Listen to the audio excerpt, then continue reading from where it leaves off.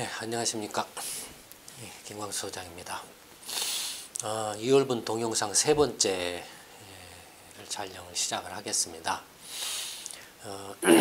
세 번째 주제는 이제 부자 증세 논란과 관련해서 이제 한국, 미국, 일본 세 나라를 비교해 보는 겁니다. 이 세 번째 동영상은 앞서 두 번째 동영상인 13월의 보너스가 13월에 세금 폭탄이 된 이제 진실, 이것에 이은 후속편이라고 이렇게 생각하시면 됩니다. 지금 이제 그 두 번째 동영상에서 이제 2013년 세제 개편안을 통해서 그 지금 연말정산 올해 연말정산 때부터 이제 본격적으로 이렇게 2013년에 그 세제 개편안 그 안이 지금 이제 시행이 되는데요. 그게 이제 지금 이제 문제가 됐죠. 여론들이 굉장히 여론이 악화돼서 지금 세금 이제 낸 것에 대해서 연말정산에서 일부 환급이 될 거라고 기대를 했는데 환급이 안 되거나 아니면은 오히려 반대로 세금을 더 내야 되는 그런 일들이 이제 발생을 해서 여론이 굉장히 악화되고 있습니다. 그와 더불어서 이제 부자 증세 논란도 한편에서는 이렇게 일고 있습니다. 근데 사실 이제 그 부자 증세 논란은 이미 예전부터 계속 있어왔던 거죠. 되풀이돼서 있어왔던 거죠. 뭐 이건 한국뿐만 아니라 세계 여러 나라에서도 계속적으로 되풀이되어 왔던 이슈 중에 하나입니다. 그래서 이제 부자 증세와 관련해서 좀 더 객관적이고 넓은 이제 시야에서 이 문제를 바라볼 수 있도록 하기 위해서 한국, 미국, 일본 이 세 나라의 부자 증세 문제를 비교를 한번 해보도록 하겠습니다. 이렇게 비교를 해보면은 한국의 경우에 고소득 또는 부자들에 대한 세율이나 세금 부담률이 어떻게 되어 있는가라는 걸 좀 더 객관적으로 이렇게 판단하고 생각하실 수 있지 않을까 이렇게 생각을 합니다. 먼저 이제 이 자료 화면을 보시면은 이 세 나라에 있어서 부자 증세 논란에 좀 이렇게 차이가 있음을 알 수가 있습니다. 물론 이제 이 내용은 2013년 세제 개편안이 나왔을 때 아까 앞전에 말씀드렸던 것처럼 이제 종합소득세, 근로소득세를 소득공제를 세액공제로 전환할 경우 월급쟁이들의 세부 부담이 늘어날 가능성이 매우 높다라고 이렇게 이제 설명을 드렸고 실제로 이제 그런 상황이 벌어졌죠. 또 이제 그 후속편으로 이제 그 2013년 경제 시평에서 아마 13-38 정도 될 거로 기억을 하는데요. 경제 시평에서 이제 이 한국, 미국, 일본 세 나라의 부자 증세 논란을 비교 분석을 하는 걸 다뤘습니다. 그래서 이제 좀 더 그 자세한 내용을 아시고 싶은 분들은 2013년 경제 시평 13-38인가 그래서 미국, 일본과 미국의 증세 논란 뭐 이런 제목이 붙어 있을 겁니다. 그걸 참고를 하시면 됩니다. 하여튼 그 부자 증세 부자 증세 문제와 관련해서 이제 이 세 나라의 차이가 있는데 어떻게 차이가 있느냐 하면은 일본의 경우에는 다들 아시는 것처럼 일본의 경우에는 뭐가 시끄럽습니까? 소비세 인상이 시끄럽죠. 2013년 아베노믹스가 출발하면서 이제 그 소비세를 인상해야 된다. 아니면 조금 너무 이렇게 성급하다. 뭐 이런 이제 주장들이 있었죠. 이제 2013년 아베노믹스 출발하면서 이제 그 아베 총리를 중심으로 한 이른바 아베노믹스 주창자들은 그 전 정부가 이렇게 전 정부 시절에 여야 합의로 이렇게 했던 이제 소비세 인상 2단계 인상이었죠. 2014년 4월에는 5%를 8%로, 그다음에 2014년 10월인가 말에는 연말까지는 8%를 다시 10%로 이렇게 2단계에 올려서 소비세를 5%에서 10%까지 일단 올리는 걸로 그렇게 합의를 봤었습니다. 2013년에 아베노믹스가 출발하면서 아베 정권이 출발하면서 아베노믹스를 시행을 하게 되고, 그래서 아베 총리는 일단 그 아베노믹스가 성공하기 위해서는 소비세 인상이 오히려 걸림돌이 될 수 있다. 소비세 인상을 이렇게 하게 되면 오히려 소비가 위축이 돼서 아베노믹스 효과를 상쇄시켜버릴 우려가 있다. 이렇게 주장을 하면서 소비세 인상을 연기를 하자라고 이렇게 이제 이야기를 했죠. 그에 대해서 이제 그 아베노믹스의 공동 주창자라고 할 수 있는 일본은행의 구로다 총재는 거기에 대해서 반대하는 입장을 표명을 했죠. 일본은행이 양적 확대책을 이렇게 아베노믹스를 위해서 양적 확대책을 하고 있는 것은 소비세 인상에 대비한 것이다. 그리고 소비세 인상을 하더라도 그 소비세 인상이 과거와는 달리 일본 경제에 특히 아베노믹스에 그렇게 큰 충격을 주지는 않을 거다라고 이렇게 주장을 했죠. 그래서 그런 갑론을박을 하다가 결국에는 이제 2014년 4월달 1차적으로 이제 5%를 8%로 올리는 걸로 하고 실제 시행을 했죠. 결과는 어땠습니까? 결과는 다 아시는 것처럼 소비세 인상이 일본 내수 회복에 상당한 또 그 걸림돌로 이렇게 나타나는 모습을 보이고 있죠. 그러면은 어떻게 되겠습니까? 아베 총리하고 일본의 구로다 총리하고의 관계가. 일단 구로다 총리는 구로다 그 일본은행 총재는 일단 약간 이렇게 이제 그 입장이 궁지에 몰리는 그런 입장이 되겠죠. 아베 총리는 봐라, 내가 말한 대로 이렇게 되지 않느냐라고 말을 할 거고, 구로다 총재는 조금 이렇게 이제 좀 뭐 이렇게 얼굴 이렇게 좀 이렇게 들 낯이 조금 이렇게 없겠죠. 다만 이제 지금의 일본 경제 상황에 대한 이제 판단이나 평가는 좀 약간씩 이제 차이가 있죠. 일본 경제가 소비세 인상으로 일시적으로 이렇게 주춤하고 있지만 기본적인 그 기조는 여전히 회복하는 그런 기조에 있다라고 이렇게 주장을 하면서 이제 반박 아닌 반박을 조금 이렇게 펼치고 있는 그런 모습이죠. 근데 어쨌든 간에 그 소비세 인상으로 인해서 충격이 오니까 아베 총리가 곧바로 이제 8%를 10%로 올리겠다라는 그 2단계 인상을 그냥 2017년 4월까지 연기를 시켜버렸죠. 연기시키는 방법도 아주 어떤 게 뭐랄까요? 상당히 그 강경한 어떤 방법을 통해 가지고 해버렸죠. 그냥 의회를 해산해버려가지고 총선해서 소비세 이제 2단계 인상은 1년 반 이상 또 연기합니다라고 이렇게 투표로 몰고 가가지고 해버렸죠. 어쨌든 지금 그런 상황입니다. 근데 지금 제가 말씀드리고 있는 게 소비세 인상에 관한 이야기이지 부자 증세에 관한 이야기는 아니죠. 일본이 지금 어떻습니까? 정부 채무가 어마어마하게 많잖아요. 그다음에 경제는 침체해가지고 경기가 장기 침체에 이렇게 빠져서 이렇게 쉽게 좀 반등을 못한다 이겁니다. 디플레 압력이 계속 이렇게 지속되고 있다라는 거죠.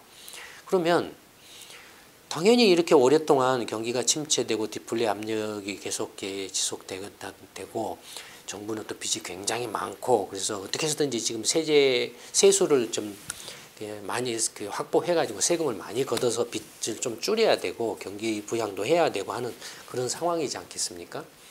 그러면 당연히 일본 국민들이나 일본 내에서도 부자 증세 이야기가 나와야 되겠죠. 한국이나 미국이나 다른 나라처럼 프랑스라든지 이런 나라처럼 부자 증세 이야기가 나와야 되겠죠. 근데 놀랍게도 일본의 경우에는 부자 증세 이야기가 거의 나온 적이 없습니다. 나온 적이 없어요. 왜 그럴까요? 일본 국민들은 부자에 대해서 굉장히 호의적이어서 그럴까요? 부자 증세 이야기가 없어요. 반면에 미국은 정신이 없습니다. 부자 증세 논란과 관련해서 이렇게 거슬러 올라가서 근데 레이건 정부 때부터 시작해가지고 레이건 정부 때는 이른바 이제 어땠습니까? 부자 감세를 했죠. 아주 그 경기를 살린다라고 해가지고 레이건 정부가 출범할 때는 미국 경제가 굉장히 안 좋았거든요.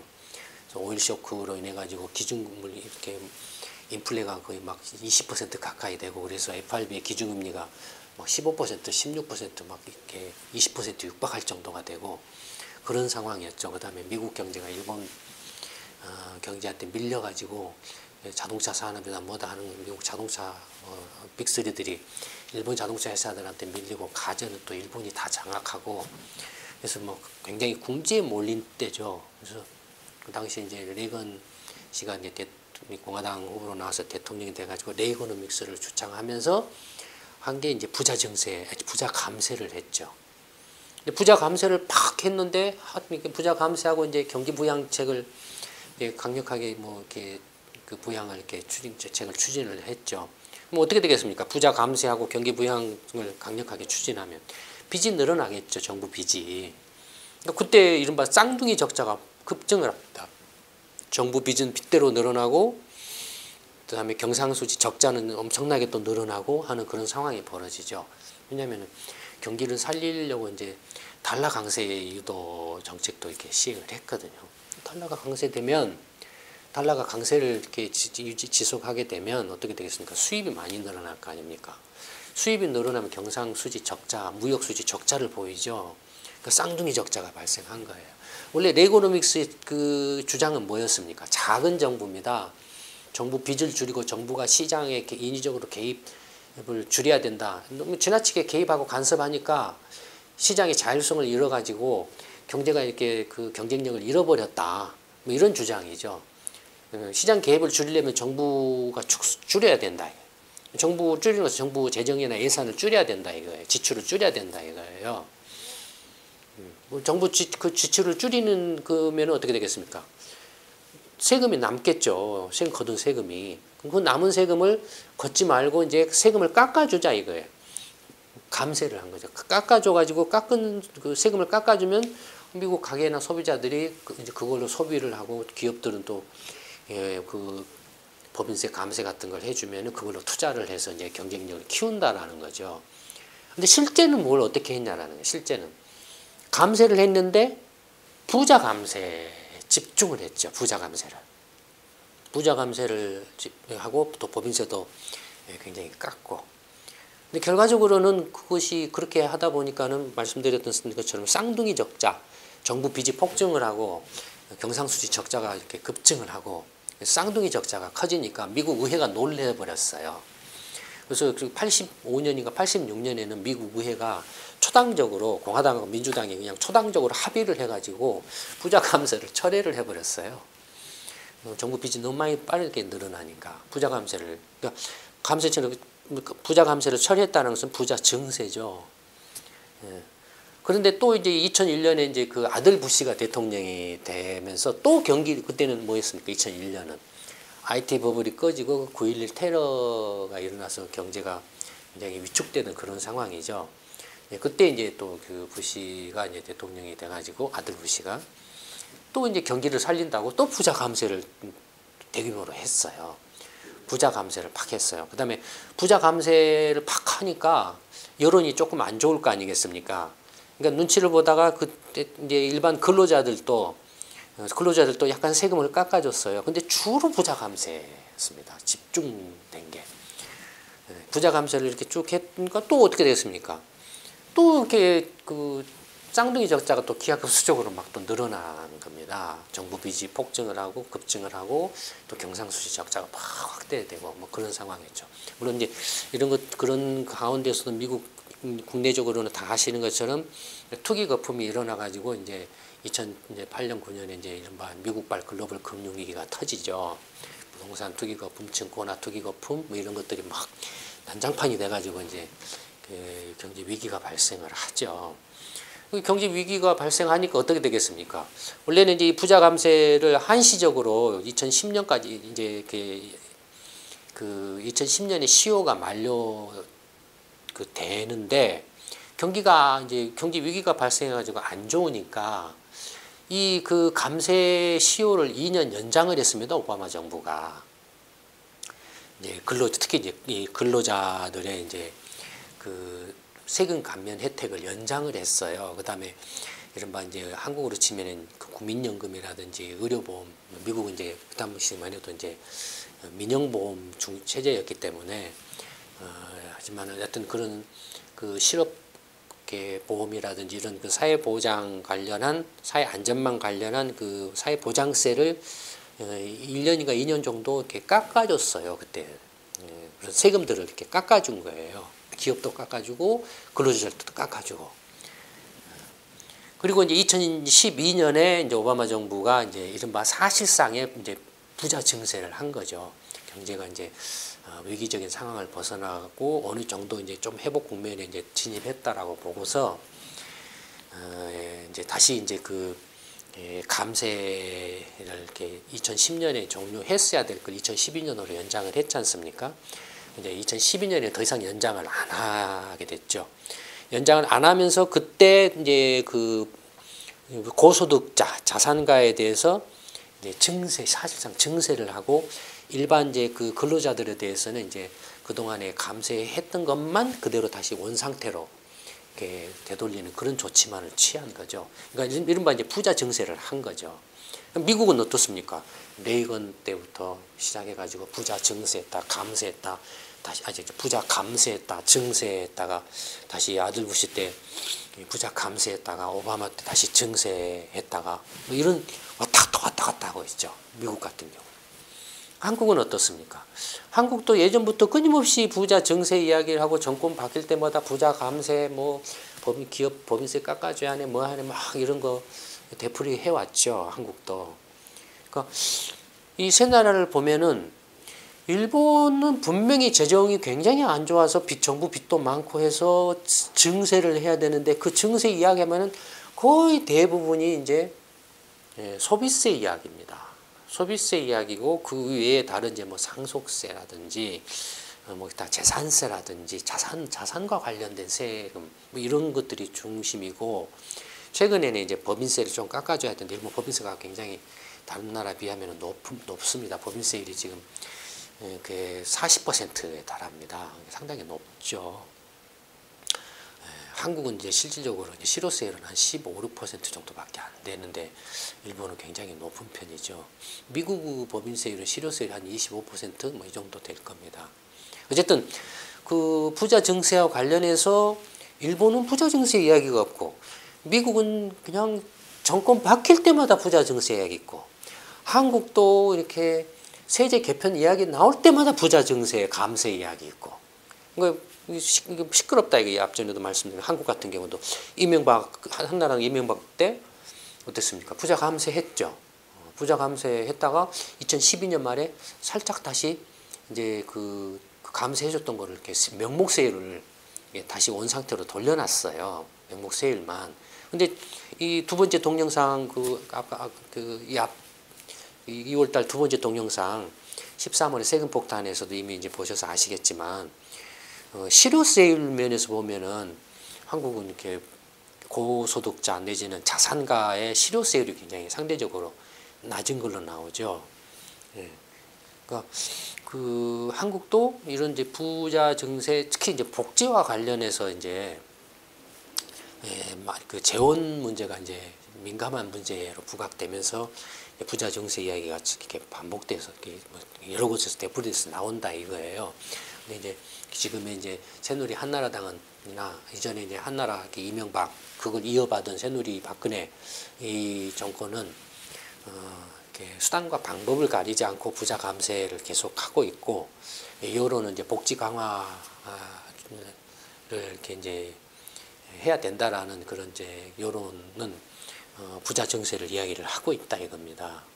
근데 구체적으로 이 앞에 두 번째 동영상에서 말씀드린 것처럼 어느 정도 부자 증세가 필요하고 그러니까 부자 증세가 왜 필요하고 얼마만큼 해야 되는가 그다음에 그렇게 했을 경우에 세수 증대 효과가 얼마가 되는가 이런 거에 대해서는 어느 누구도 제대로 이렇게 분석하거나 설명한 적이 별로 거의 없죠.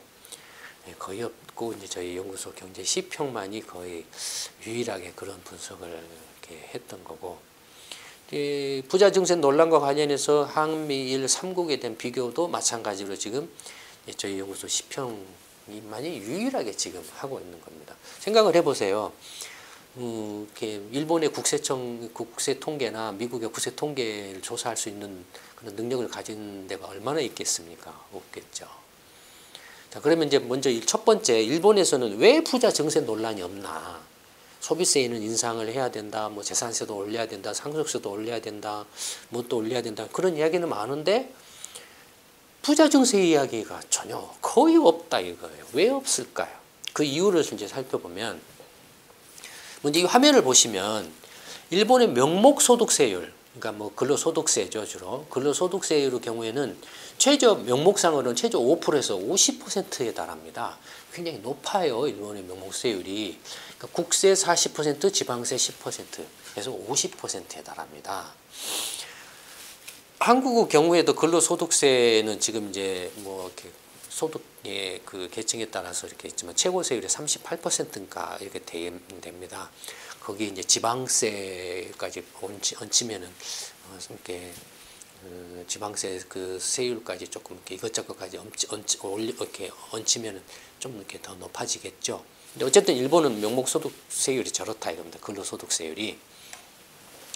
근데 이거 소득 이제 그 별로 이게 소득별로에서 실효세율, 실제로는 여러 가지 한국처럼 일본도 소득 공제가 있습니다. 그러니까 소득 공제를 받고 난 후에 최종적으로 실질적으로 낸 세금, 자기 소득에 비해서 실질적으로 낸 세금의 비율인 실효세율을 한번 보면, 그런데 1년 동안에 그 연봉 받은 게 100만 원인 사람의 실효세율은 뭐 1% 정도, 그 다음에 300만 원인 사람은 한 2% 정도, 뭐 예를 들어서 지금, 그 다음에 이제 연봉이 이제 500만 원인 사람은 뭐 실효세율이 한 뭐 3% 정도 되나요? 뭐 이 정도. 그 다음에 연봉이 1000만 원인 사람의 실효세율은 한 11, 2, 3%. 그 다음에 1000만 원을 넘어가면서부터 굉장히 가팔라지죠. 갈수록 어떻습니까? 가팔라지죠. 실효세율. 연봉이 2500만 원 이상인 사람의 실효세율은 거의 한 27, 8%에 달하죠. 어떻습니까? 일본의 실효세율은. 연봉이 1000만 원까지는 이렇게 그 소득이 늘어나는 것에 비례해서 오다가 1000만 원을 넘어가면서 이제 팍 가팔라지고, 앞전에 한국처럼 3억 원 넘어가면 툭 꺾여버려 그런 현상이 있습니까? 없습니까? 없죠, 지금. 그대로 올라가죠. 그러니까 불평, 불만이 있을 수가 없죠. 일본 국민들이 볼 때 소득 수준에 따라서 누진세율을 공평하게 지금 매기고 있다. 이겁니다. 실질적으로. 누진세율을. 그러니까 여기에 대해서 불평, 불만을 이야기할 사람이 거의 없다 이거예요. 그러니까 부자 증세라는 이야기가 나오기가 힘든 이유가 여기에 있습니다. 여러분들 보시면 납득하실 수 있죠? 누진세율이 이렇게 적용되는 이걸 보면은. 그렇죠. 물론 이제 그 소득에 비해서 세율이 이렇게 조금 그 상향 조정될 필요가 있지 않을까라는 생각이 들기도 합니다. 어쨌든 간에 이건 이제 일본 국민들이 결정할 문제고, 어쨌든 지금 정부 빚이 너무 많고 실효세율 기준으로 해서 보면은 1000만 원이면 이제 1억 원 정도지 않습니까? 1억 원 정도에 대해서 실효세율이 한 11, 2% 정도나 11% 그 정도 되죠. 그러니까 1억 원 정도에 대해서 실효세율이.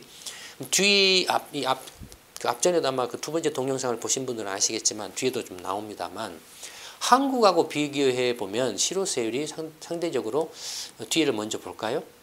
근로소득세율을 경우 보면은 한국의 경우에 실효세율이 한 13% 정도? 이 정도 되죠. 그러니까 한국하고 얼추 비슷하긴 한데, 1000만 원이면은, 근데 약 한 1%나 1% 정도 좀 낮죠. 낮고, 그 다음에 이제 그 2,500만 원인 경우에 실효세율이 한 6, 7% 정도, 2,500만 원, 그러니까 2억 5천만 원을 넘어가니까 한국으로 치면은 아마 3억 원 가까이 된다라고 보겠죠. 그 계층의 실효세율이 27, 8% 정도. 거기에 비해서 한국의 경우에는 실효세율이 이제 25% 정도, 뭐 이렇게 되죠. 이제 미국의 경우에는 어떠냐 이겁니다. 일본의 경우에는 부자 증세 이야기가 나오기가 힘들죠, 지금. 상당히 누진세가 공평과세니까. 미국의 경우는 어떠냐 이겁니다. 앞에서도 말씀드렸던 것처럼 미국의 경우에는 막 부자 증세, 감세, 증세, 감세 막 이게 막 왔다 갔다 굉장히 시끄러워요. 이 문제가 예민한 이제 정치적인 사안이기도 하고, 예, 조세 그 정의 또는 그 과세 그 조세 개혁과 관련해서도 굉장히 민감한 문제입니다. 정권이 이렇게 이렇게 정치적으로도 어떤 그 정권을 잡을 때 가장 핵심 사항이기도 합니다. 레이건 정부 때는 레이거노믹스를 내세우면서 이른바 부유층의 한계 세율을 갖다가 25%포인트 확 깎아버렸어요. 그 숫자가 이때 부유층의 그 한계 세율이 제가 기억을 못합니다만은 거기서 한 30~40%에서 40% 가까이 됐지 않나 싶은데 40% 가까이 됐던 걸 거의 한 33%인가 28%가 얼마나 확 깎아버려요. 그러니까 이렇게 레이건 때. 그 다음에 그것도 모자라가지고 물가 상승률만큼을 또 추가로 더 깎아줘 버렸어요. 고소득자에 대해서. 그러니까 이제 적자가 폭증을 하고 하니까 미 의회가 86년에 부자 감세를 레이건 정부가 이렇게 추진했던 부자 감세를 철회를 합니다. 세제 개혁을 해가지고. 근데 이제 2001년에 부시 정부 와가지고 이 세제 개혁에서 이제 39.6%, 그러니까 거의 40%죠. 명목 세율이 최고 세율이. 예, 그러니까 그 40% 가까이 되던 걸 다시 이제 부시 때 33%로 확 또 깎아버려요. 레이건 때 했던 것처럼 확 깎아버려요. 거기에다가 이제 아까 이제 고소득 부자 계층들만 이렇게 깎아주니까 이제 여론이 조금 이렇게 신경이 쓰여서 그래서 거기에다가 이제 이렇게 얹혀가지고 근로소득세를 이제 그러니까 월급쟁이들한테도 이제 세금을 일부 조금 깎아주는 감세를 합니다. 근데 거기에다가 이제 자본이득세, 그러니까 뭐 주식이라든지 부동산이라든지 여러 가지 이렇게 물건을 사고 팔고 얻은 시세 차익 있지 않습니까? 그 자본이득세, 그 다음에 이제 뭐 스톡 옵션이라든지 뭐 이런 거 받은 것들 있잖아요.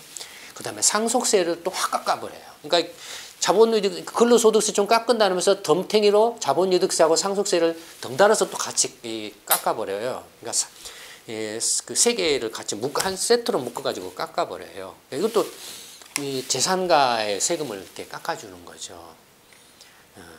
그런데 이제 오바마 정부 2010년에 이제 이 부시가 했던 이 세계 감세법을 2년 연장합니다. 경기가 안 좋기 때문에 금융위기가 발생해서 이제 위기에 빠졌기 때문에.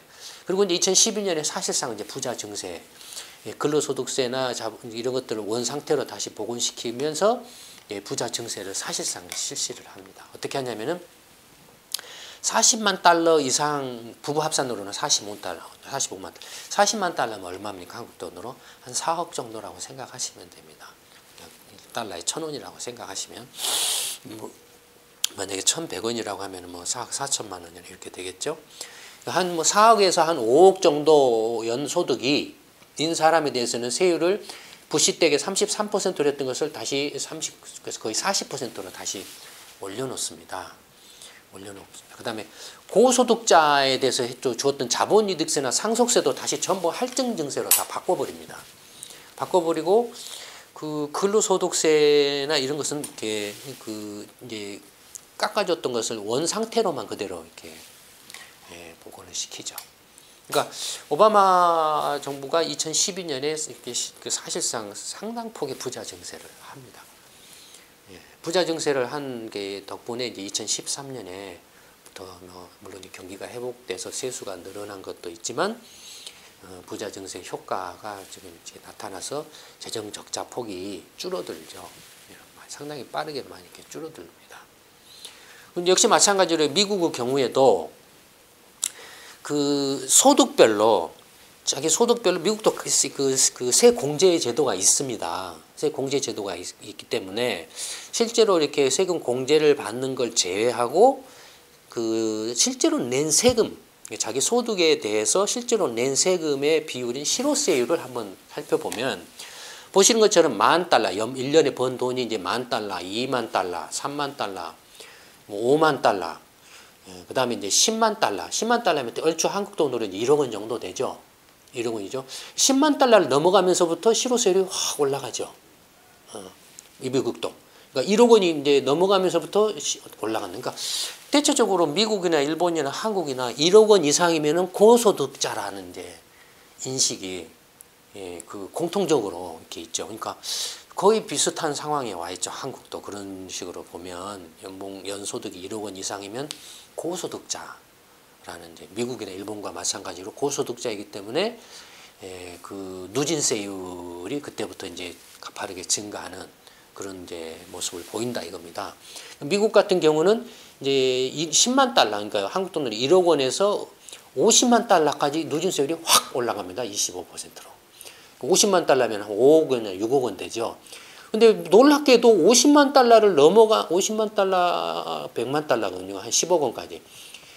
10억 원까지 늘어나고, 이제 그 10억 원을 넘어가면서부터는 어떻습니까? 전혀 안 늘어나죠. 오히려 이제 1000만 달러를 넘어가면 오히려 줄어들어 버려요. 누진세율이. 그러니까 어떻습니까? 미국은. 부자 증세 논란이 정치적으로 굉장히 민감한 이슈가 되겠죠. 민주당은 부자 증세 주장, 공화당은 부자 감세 주장. 이게 팽팽하게 서 있는데 이런 구조를 갖고 있기 때문에 그렇습니다. 이런 구조를 가지고 있기 때문에. 그러니까 미국에서는 이 부자 증세 논란이 정권이 바뀔 때마다 굉장히 민감하고 치열해질 수밖에 없어요. 치열해질 수밖에 없어요. 상식적으로 하면 일본처럼 이렇게 쭉 올라간다면 미국도 상당히 재정이 건전하게 바뀔 수 있겠죠. 이렇게 고소득자, 그러니까 10억 원 연봉 10억 원 이상이면 상당히 고소득자잖아요. 10억 원 이상의 고소득자에 대해서 실효세율이 25%에서 딱 멈춰버리니까 10억 원에 대해서 내는 세금이 2억 5천만 원이고 7억 5천만 원을 이제 자기가 쓴다라는 거죠. 근데 뭐 실효세율을 예를 들어서 35%, 명목세율은 아까 보신 것처럼 미국의 경우에는 40%죠. 39.6%니까 명목세율은. 그러니까 40%에서 거의 한 5%를 깎아주고 있는 거죠. 실제로는 10억 원의 연봉을 받는 사람은 4억 원을 명목세율로 치면 4억 원을 내고 6억 원을 이제 수령액으로 받잖아요. 근데 그 중에서도 4억 원을 이렇게 다 세금으로 내는 게 아니라 얼마를 깎아줍니까? 1억 5천만 원을 깎아주죠.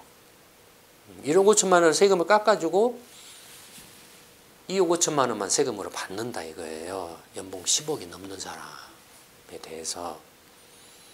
그러니까 이걸 이제 미국 국민들이 과연 얼마만큼 이제 납득을 하느냐. 예를 들어서 이제 뭐 연봉 10억이 넘는 사람에 대해서 누진세율을 상대적으로 지금 이제 그 연봉이 이제 그 10만 달러에서 100만 달러에 이르는 그 사이에 있는 그 구간 사이에 있는 그 과세자들은 불평 불만을 가질 수 있죠. 왜냐면 지금 누진세율이 자기들만 이렇게 높게 책정이 되고 그 이상 고소득자에서는 지금 누진세율이 적용이 안 된다 이거예요. 그러니까 누진세율을 이렇게 적용을 하게 되면 상당히 미국도 세수 증대 효과를 특히 고소득자 부유층에 대해서 누진세율을 이렇게 공평하게 조세 정의를 실현하는 차원에서 이렇게 하면 정부 재정 적자를 상당폭 줄이는 데 기여할 수 있다 이겁니다. 어쨌든 미국도 이제 이걸로 보면은 지금 이야기가 민감하다라는 거죠. 한국의 경우는 어떻습니까? 아까도 말씀드린 것처럼 이제 과세 이제 명목소득세율이 최고세율이 이제 이명박 때 35%로 낮췄다가 그걸 다시 살짝 정권 끝날 무렵에 38% 살짝 지금 바꿔놨죠. 바꿔놨는데 근로소득세는 실효세율은 똑같이 한국도 1억 원대부터 이제 가파르게 1억 원에서 3억 원까지 구간에는 가파르게 늘어났다가 3억 원 이후부터는 이제 그 증가 속도가 또 둔화됐죠. 앞전에 두 번째 동영상에서 말씀드린 대로. 그러니까 어떻습니까? 한국은 일본과 미국의 중간 정도에 있죠. 이 3억 원 이상의 그 누진세율 증가 모습이. 미국은 아예 10억 원 이상은 안 늘어나 버리고 25%에 멈춰 있고, 일본은 그대로 늘어나고 있고, 일본은 그대로 늘어나 있고, 한국의 경우에는 어떻습니까? 미국과 일본의 중간 정도에 있죠. 그러니까 한국도 부자 증세 논란이 나올 수밖에 없다 이거예요. 한국도 이런 구조를 갖고 있기 때문에 논란이 나올 수밖에 없다. 그러니까 이걸 개선을 하면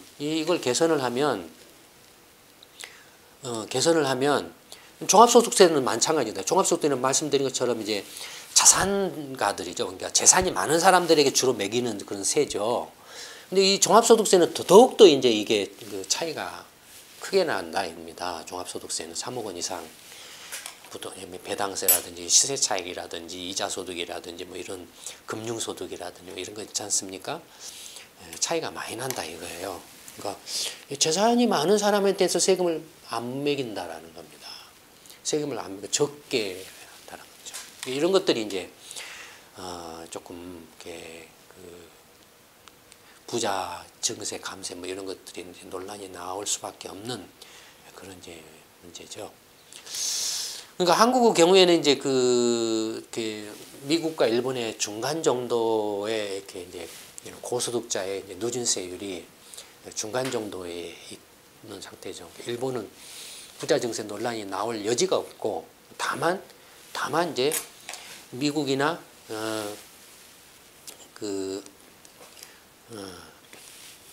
일본의 경우에는 이제 뭐라 할까요? 미국에 비해서 상대적으로는 지금 약간 세율이 조금 이렇게 낮게 지금 이렇게 좀 매겨져 있지 않느냐라는 그런 느낌이 듭니다. 물론 이제 일본 국민들이나 근로자들이 느낄 때는 실질적으로 이제 여러 가지 그 사회보장 관련한 사회보장비 지출이라든지 뭐 이런 것들을 감안하면 거의 자기 급여의 한 20%가량 25% 가까이를 뜯겨요. 월급을 100만 엔을 받으면 한 25만 엔을 이렇게 그런 걸로 이렇게 뜯겨요. 그러니까 상당히 많이 뜯긴 상태에 뜯기고 있는 거죠. 어쨌든 뭐 이제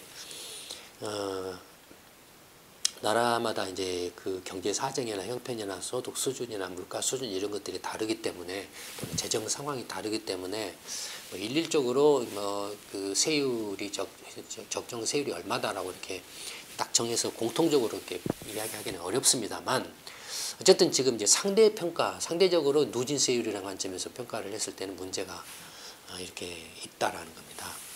그럼 이제 그 근로자 1인당 그 실효세율을 비교를 해보면 일본의 경우에는 이제 자기가 받는 전체 급여에서 실제로 이렇게 내는 그 이제 그 세금이 얼마나 되느냐, 그러니까 전체 몽땅 그리죠. 1년에 뭐 단돈 뭐 이렇게 100만 원 버는 사람부터 아까 보신 것처럼 뭐 2,500만 원 이상 버는 사람을 다 몽땅 그려가지고 평균적으로 해서 근로소득세율, 부담률을 이렇게 계산을 해보면 일본의 근로소득세는 4.37%입니다. 일본의 경우에. 미국의 경우에는 근로소득세율이 12.5%입니다.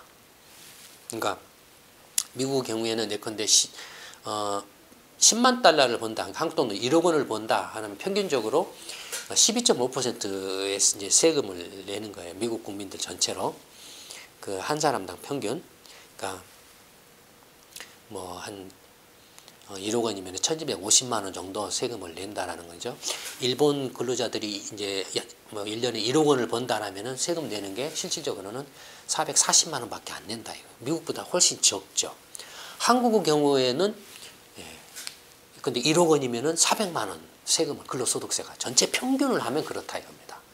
물론 이제 양극화가 심하기 때문에 평균의 오류죠. 이런 것들 평균의 착각을 불러일으키는 것이지만 어쨌든 그냥 비교 차원에서 이제 설명을 하는 거니까 한국은 4%고 일본은 4.37%고 미국은 그에 비해서 3배가량인 12.5%로 높다 이겁니다.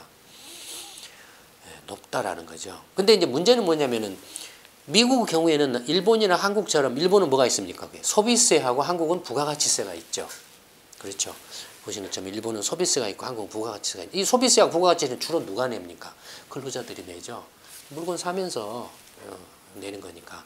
그래서 이제 미국은 이 소비세나 부가가치세가 없기 때문에 한국하고 미국하고 일본을 이렇게 근로자들의 1인당 실효세율을 비교할 때는 이 소비세 부가가치세까지 포함해서 비교를 일단 하는 게 필요하게 더 이렇게 설득력이 있다 이겁니다. 논리적이다 이겁니다. 그래서 일본의 경우에는 소비세를 지금 이제 그 전에는 인상하기 전에 5%인데 현재는 8%로 올렸죠. 이게 5%로 하면은 한 9.37%, 8%를 기준으로 하면은 12.37%입니다.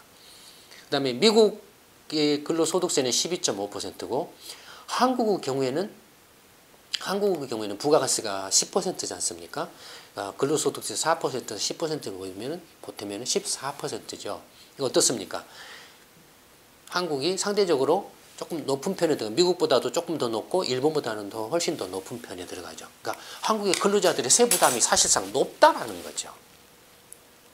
높죠. 미국이나 일본에 비해서. 그렇죠? 그 다음에 이제 이 가로 안의 수치는 뭐냐면은, 실제로 이제 세금을 낸 사람들만을 기준으로 한 겁니다. 왜냐면은 소득을 이렇게 번 사람들은, 한국 같으면은 소득을 번 사람이 1,500만 명인데, 그 중에 이제 그 면세 대상자가 한 500만 명 됩니다. 그러니까 세금을 아예 안 내는 사람이 500만 명 정도 돼요. 소득이 낮거나 이러저런 이유로 인해 가지고. 나머지 이제 1,000만 명이 세금을 내는 겁니다. 그러니까 한국의 근로소득세 4%라는 것은 이 면세자, 그러니까 소득을 번 사람 1,500만 명을 기준으로 해서 계산한 거고, 그 다음에 4.53%라는 것은 세금을 낸 사람, 그러니까 아까 말씀드린 이제 1,500만 명 중에 500만 명은 면세자고 1,000만 명이 세금을 냈으니까 이 1,000만 명이 낸 세금과 이 1,000만 명의 소득을 이렇게 기준으로 해서 이렇게 실효세로 계산한 것이 이제 가로 안의 수치입니다. 미국도 마찬가지입니다. 그러니까 미국도 실질적으로는 월급쟁이들이 내는 실효세율은 19%에 달합니다.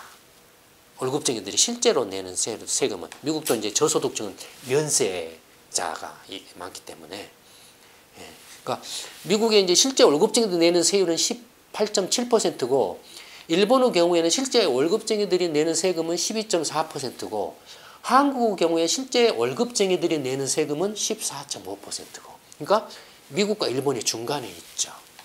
그렇죠. 미국과 일본이 중간에 있죠. 그러니까 근로자들의 부담이 상대적으로 한국이 적지 않다라는 겁니다. 여러분들 그러니까 무슨 뭐 조세 부담률, 국민 부담률 이런 것은 다 이렇게 착시를 일으켜요. 그건 뭐냐면은 그 일반 이제 근로자들뿐만 아니라 기업까지 다 몽땅 그려 가지고 이렇게 막 해놓은 거기 때문에 한국 경제 전체적으로 세금을 내는 모든 것들을 다 몽땅 그려 가지고 모든 세금을 몽땅 그려 가지고 이제 GDP 대비로 계산을 해서 한 거기 때문에 착시를 이렇게 그렇게 신뢰할 만큼 어떤 그 조세 형평이나 부자 증세 논란과 관련해서 또는 그 증세 감세 논란과 관련해서는 그런 건 별로 그렇게 믿을 만한 기준 지표가 못 됩니다. 그런 것 가지고 이야기하면 별로 믿지 마세요. 이런 게 실질적입니다. 이런 게 가장 그 일반 이제 월급쟁이들 입장에서 피부에 와닿는 세 부담률이죠. 이런 것들이. 물론 이것도 이제 평균치이기 때문에 평균이 오르죠. 아까 말씀드린 것처럼 누진율이 잘못되면은 낮게 나타나죠.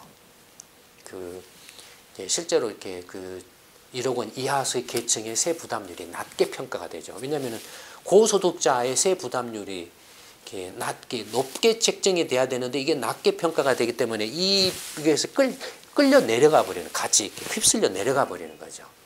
그래서 이렇게 세 부담률이 생각만큼 높지 않네? 실질적으로 높은데.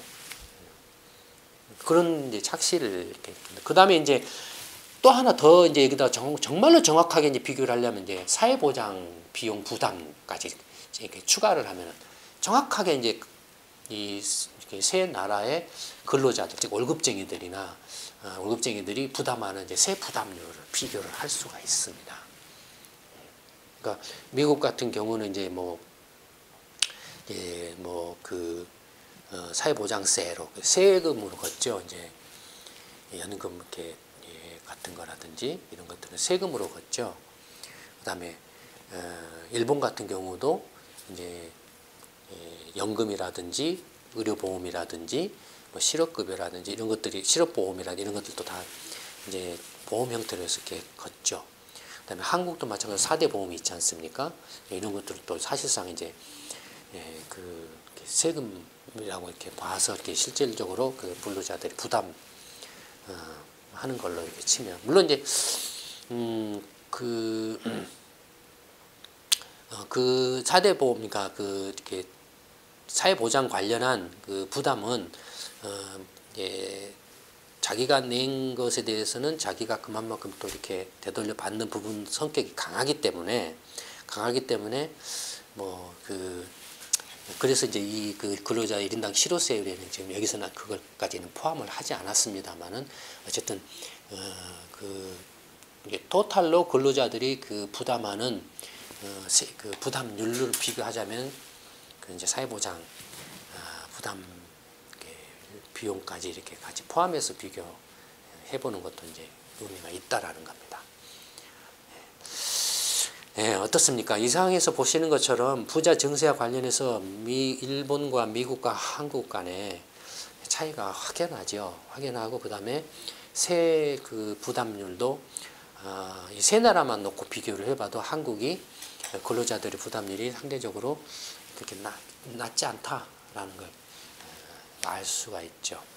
그러니까 한국이 뭐 선진국 가운데서 조세 부담률이 낮습니다라는 건 그렇게 설득력이 없다라는 이야기입니다. 이제 이거 뭐 이렇게 참고로 지금 이제 시간이 이렇게 다 됐습니다만 참고로 간단하게 이렇게 말씀 더 드리자면 이건 이제 뭐냐면 이제 일본의 납세자 수입니다. 하고 근데 일본의 취업자 수인데 뭘 말씀드리려고 하냐면은 고용 통계가 이제 얼마만큼 정확하냐 정확하지 않느냐를 이제 알 수 있는 거라는 겁니다. 왜냐면은 보시면은 세금을 내가 소득이 있었습니다라고 신고해가고 또 원천적으로 이렇게 소득이 있는 사람에 대해서 세금을 뗀 것까지 다 합쳐서 한 숫자가 6,123만 명이었습니다. 일본의 경우에는 2011년 기준으로. 근데 이때 일본의 그 취업자 수가 이렇게 6,289만 명이었습니다. 얼추 비슷하죠. 그러니까 내가 일을 해가지고 소득이 있었습니다라고 신고한 사람 숫자하고 일본 정부가 이제 취업자 수라고 해서 통계를 이렇게 낸 거하고 숫자가 거의 비슷하죠. 일본이. 그다음에 미국도 마찬가지입니다. 내가 소득이 있었습니다라고 해서 신고한 사람이 1억 4,300만 명 정도 있었다 이겁니다. 그다음에 미국 정부가 취업해서 일을 하고 있는 사람은 1억 4,100만 명, 1억 4,100만 명, 얼추 비슷한. 그러니까 세금 소득이 있었다라고 신고한 사람은 실제 취업자 통계하고 일치하죠. 근데 한국은 어떻습니까? 납세자 수는 원천 징수는 1,554만 명, 그다음에 신고한 사람은 396만 명, 합치면은 1,950만 명입니다. 이건 사실 이 두 개는 중복이 있어요. 그 종합소득세하고 근로소득세가 이렇게 서로 한 사람이 종합소득세도 내고 근로소득세도 동시에 내는 사람들이 있어요. 그런 중복이 있는데 그런 중복을 무시하고 두 개를 그냥 다 합쳐도 1,950만 명입니다. 근데 정부가 발표한 취업자 수 통계는 2,400만 명이 넘어요. 500만 명이나 차이가 나죠. 한국의 이 고용 통계가 얼마나 엉터리인가 하는 걸 이걸만 봐도 알 수 있죠. 그렇죠? 미국은 거의 비슷하죠. 일본도 거의 비슷하죠. 그러니까 탈세를 하기가 힘든 구조라는 거죠. 미국이나 일본이나. 한국은 어떻습니까? 탈세가 굉장히 많다라는 걸 또 의미를 이렇게 하기도 하죠. 시사하기도 하죠. 어쨌든 면세자도 이 속에 다 들어가 있으니까요. 면세자 다 포함되어 있으니까. 그러니까 이런 그 과세 기반 확대, 탈세 방지, 그 다음에 고소득층의 그 누진세율 형평성, 이렇게 시정하면은 한국도 이른바 월급쟁이들 유리지갑을 건들지 않고서도 얼마든지 필요한 재원을 확보해서 이른바 사회안전망 복지 제도를 강화할 수 있다 이겁니다. 어떻습니까? 이런 거 하나만 봐도 나라 경영이 결코 쉽지 않다라는 걸 알 수 있죠.